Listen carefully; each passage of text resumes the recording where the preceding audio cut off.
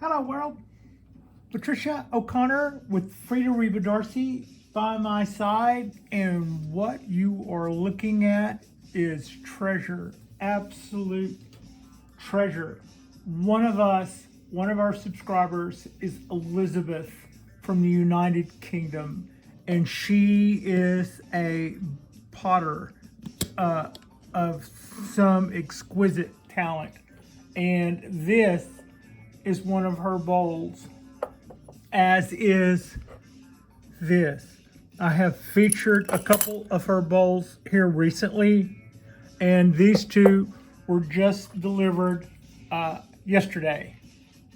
And today's program is brought to you by Elizabeth, and let me get her marquee right here.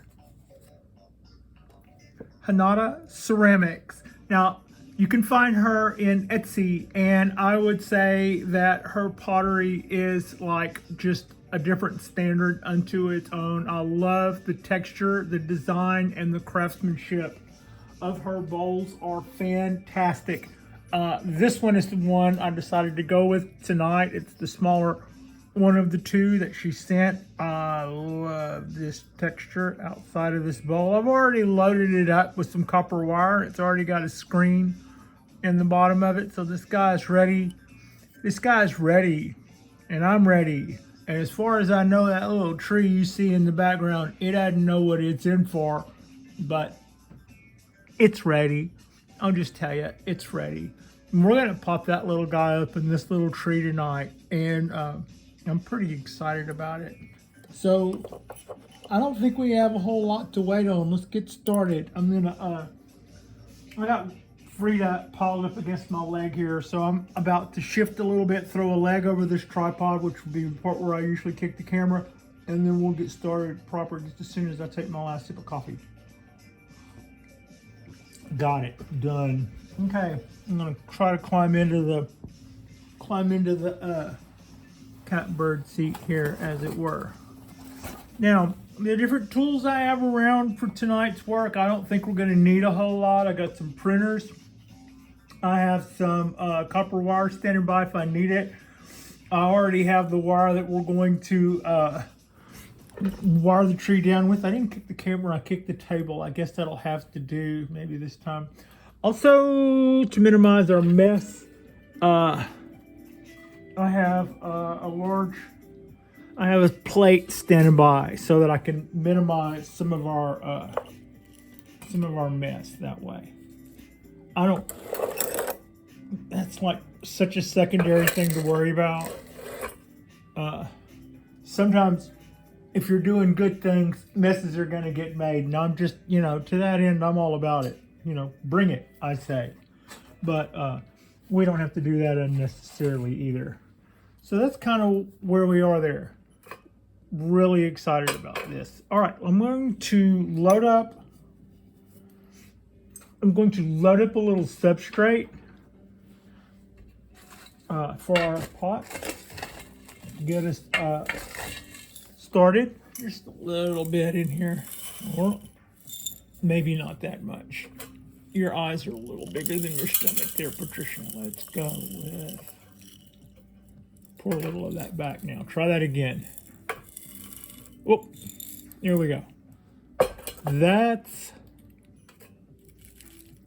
good. Okay, now then we'll get our food chunks off.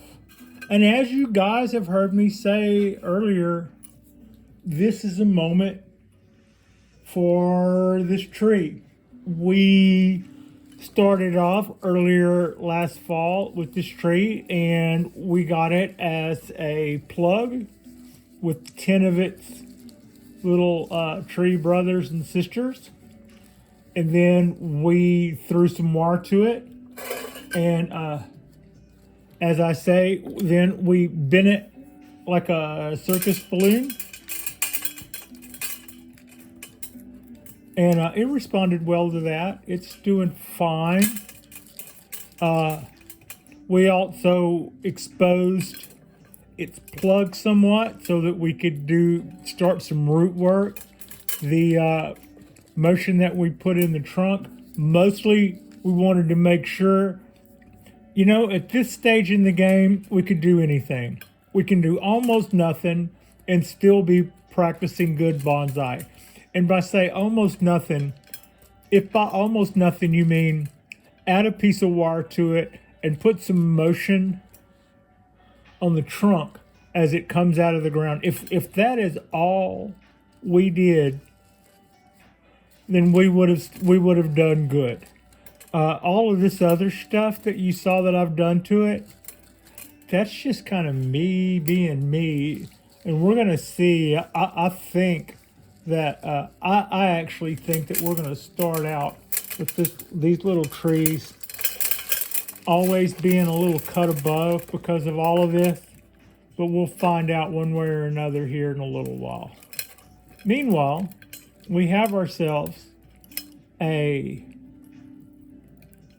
Mame sized tree, and we have ourselves a Mame sized pot,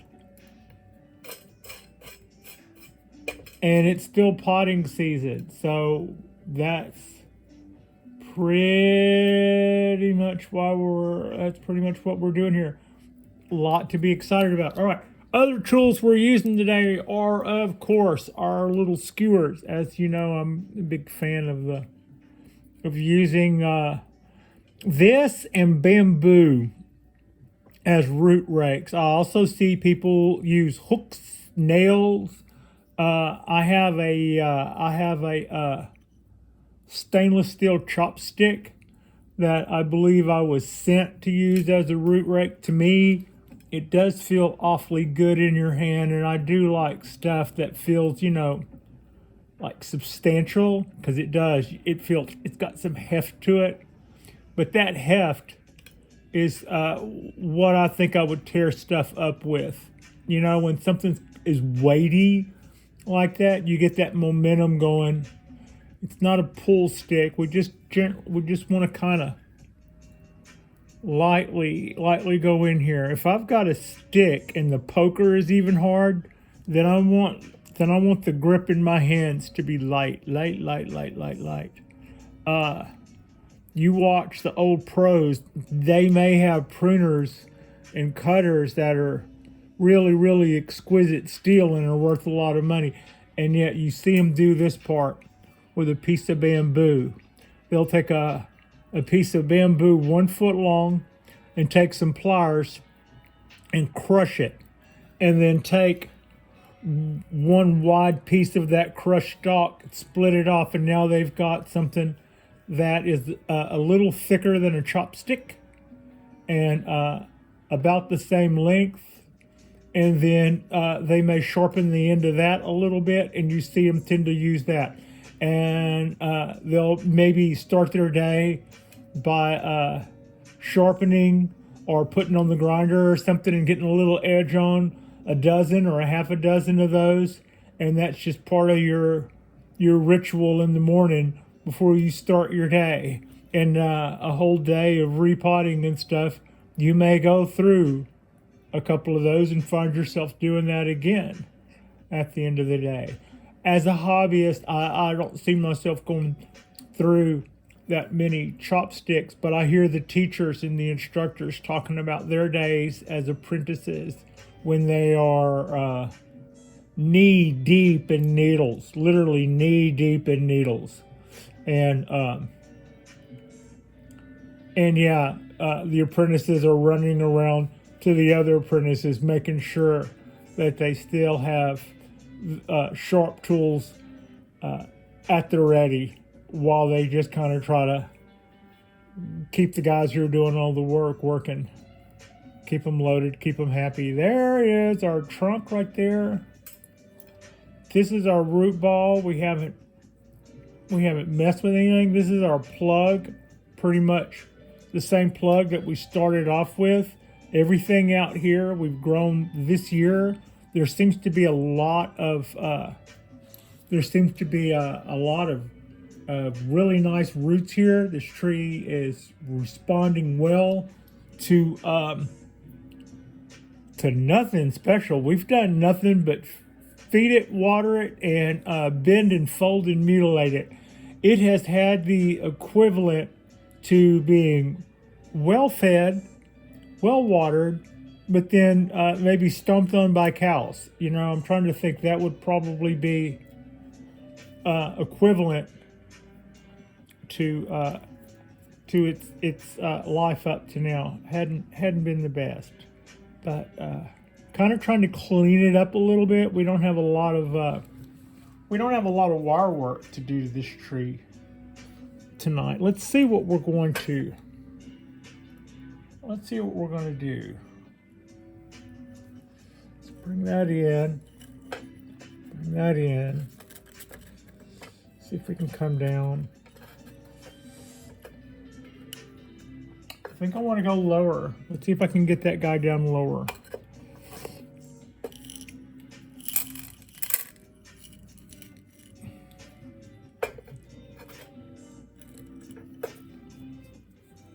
Okay.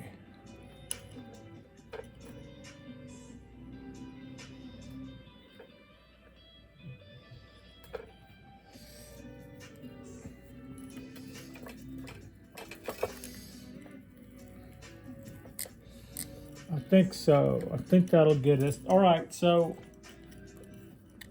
let's go here like this. I'm bringing these wires up, and I'm going to take those through the root ball.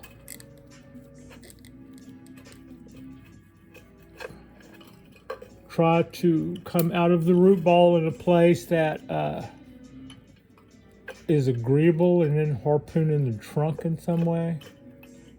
There, coming out here. That's a good place for that one to come out. Rotate that around. Let's have a look at this. Patricia, bring that guy up, bring that guy up. Take that in there. Ooh, ooh, ooh.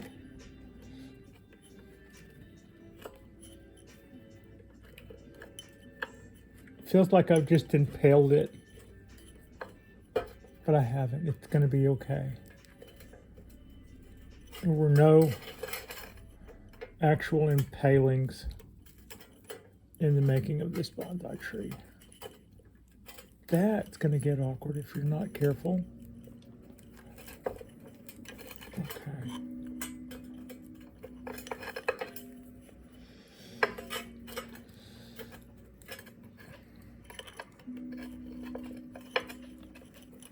So now, having pulled a mile of wire down there on the bottom to make sure I would have enough, I now have to pull all of that through the trunk, which is a little bit more awkward than I had anticipated. I mean, I think I've already told y'all at this stage of my life, I'm pretty used to awkward. Don't let awkward hold us back.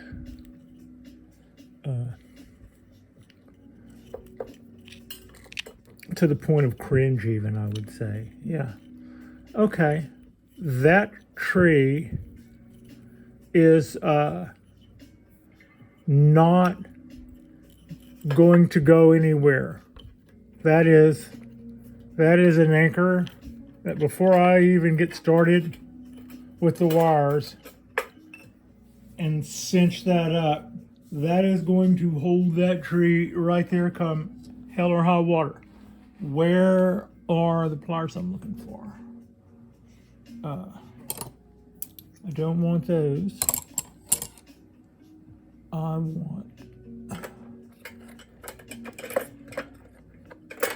don't want those. I'm just gonna go through all of this stuff until I find the one pair of pliers that I'm actually looking for amongst all this. I made sure I had everything up here. That way I would be sure and lose it amongst all the stuff. Which one are you going to go for next when you don't find that, Pat? Ooh. They were underneath. There we go. All right, where are you? Where are you? I want to show you what we're looking at.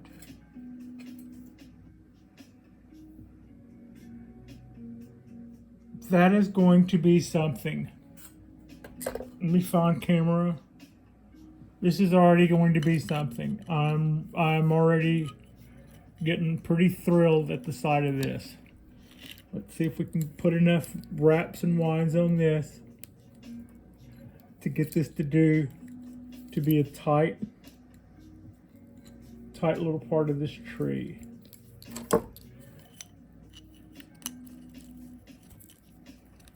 Yeah, that way.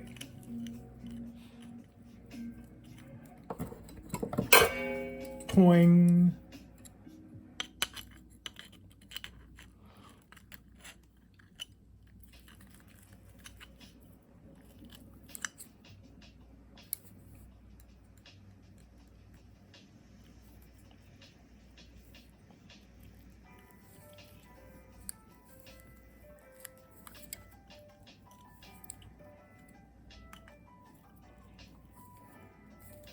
I did about 3 wraps on that because it was pretty loose. I could tell that I wasn't winding that up overly tight.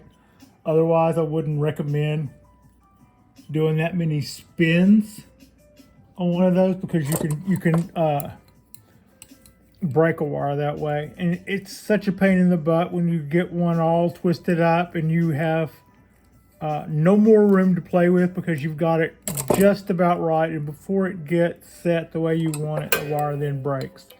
The way you best eliminate that possibility is when it starts getting tight, you've taken up the play out of it, which up until then I hadn't done. That's kind of what I was saying. Up until then I hadn't taken up all the play. Now this is for real. We're going to turn one, and then we release it. And then it can still break on you, but it's way less likely to break if you're doing the one and release. There. Now,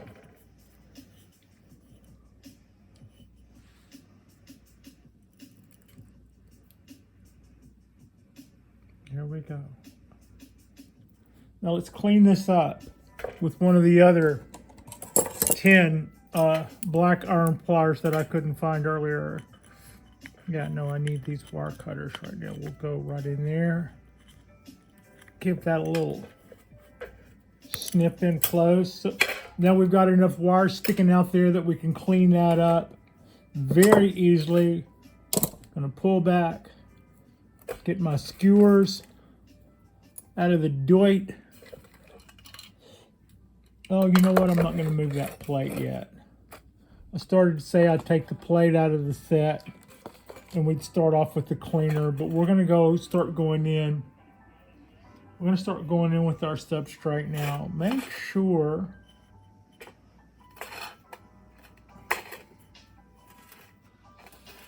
what do you think, guys? I started to get kind of weird with the angle, but I think I kind of like that as is. Look at our motion coming up out of the, that's going to settle in nicely, and I think I'm perfectly happy. I think I'm pretty happy going with that. We've still got a lot of this root mass following the tree up in here. As that goes away, that's going to expose. That will expose a lot more roots in there.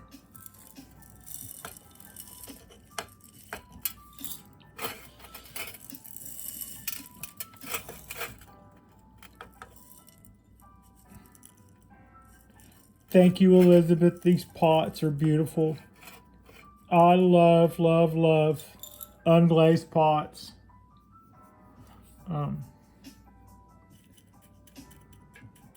You know, you can see glazed pots and you see them. Maybe there's a colors that you like, or maybe they match with certain aspects of a tree or something. But when it comes to the unglazed pots, they just have to be. They have to be so on their game. They don't rely on their color. They don't rely on anything else. It's just like either they're done well, or they're done wabi-sabi well, or they're second rate. And so I think that's part of the reason why I really love unglazed pots. Also, it seems to be, from what I understand, the preferred finish when it comes to the black pines and stuff. So now we got a little substrate in there. Let's see how we're doing. Let's see if we can stomp some of that stuff down some. Yeah, we can. We can do that some. This is going to be a great addition to our tree. And this little tree now is in the Bonsai Vortex. What is the Bonsai Vortex? Let's say a little bit more about that. The Bonsai Vortex, picture a spiral, a Bonsai Vortex, and the spiral has an opening. Now maybe we draw a cross in the middle of that spiral, and we just kind of put an X in the middle of it, almost like a scope or some lame stuff like that. But and we can divide that cross up into root work, ramification, structure, trunk, taper, stuff like that. And, that can all be areas. So before you enter the vortex, you've got your tree. Maybe it's a Yamadori. And at that point, you would be trying to work on the sheen, the part of the roots right underneath the base of the trunk, where it's got all that wild soil in it for where you've harvested it. So you'd be working over the first potting or the second potting to try to work that out and replace it with your bonsai soil, so that you can start working this like a proper pre-bonsai or bonsai tree. Along with that, maybe you start throwing some wire here. Maybe you pick out a branch or two that are going to be dominant and give a clip to those.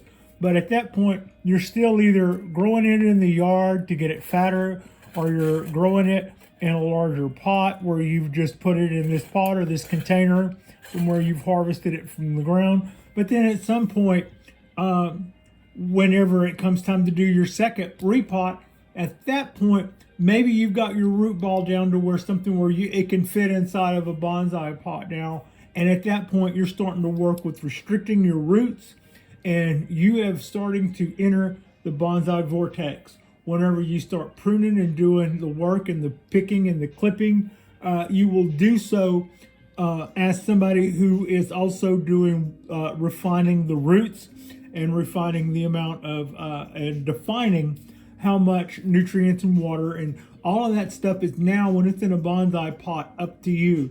And you well and truly entered the vortex, and that's where you start working on your initial styling. If you may have already done that, but then you can start working, take that a little bit farther and go into your foundation work. If you've got already started working on your foundation work for your branches, maybe then you can start working on your secondary. And then in the second season of your vortex, you'll start cutting back some of your secondary, but not all of it. And then you're kind of have 1 foot in the secondary and another foot in the tertiary, while still having a little toe dipped into that stuff that you were working on when you entered the vortex. And it's not like you're ever just going to enter one door into another. It's a vortex, and you're just going to keep working around the circle, going through different corridors and different phases of bonsai life. And as you do, you don't necessarily stop the other one, but you begin to phase out the other one in lieu of what will come next. And to that end, that's a quick little lesson on what the bonsai vortex is. From what that means to this tree, these are the last fuel lumps it gets. It was getting fed, and now that will be the last of it. For it will get its candles cut in next month, just like the rest of the trees that are in a bonsai pot will get their candles cut.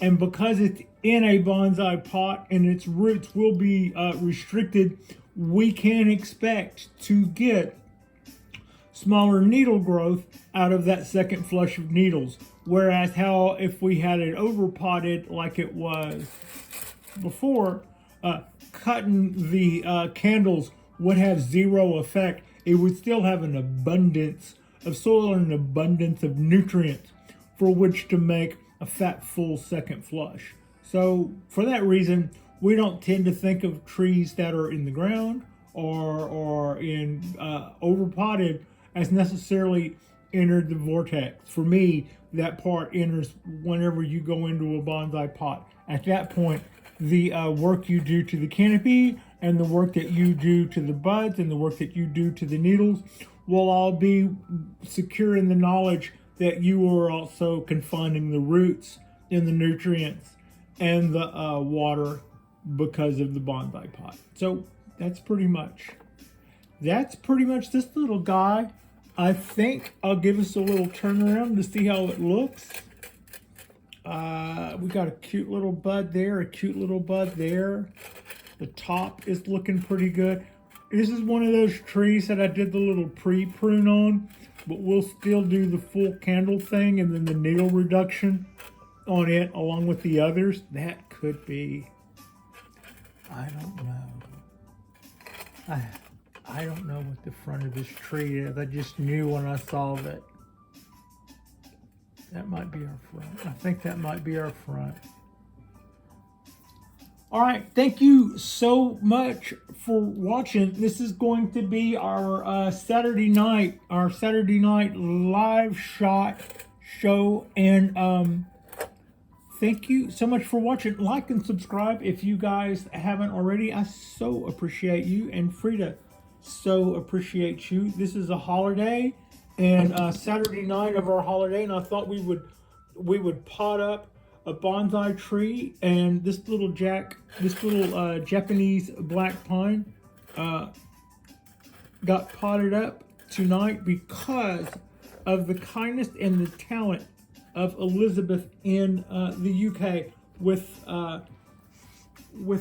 Hanada Ceramics, and she can be found in Etsy, and you will find a link to her ceramics on the about on this page. So thank you so much for watching.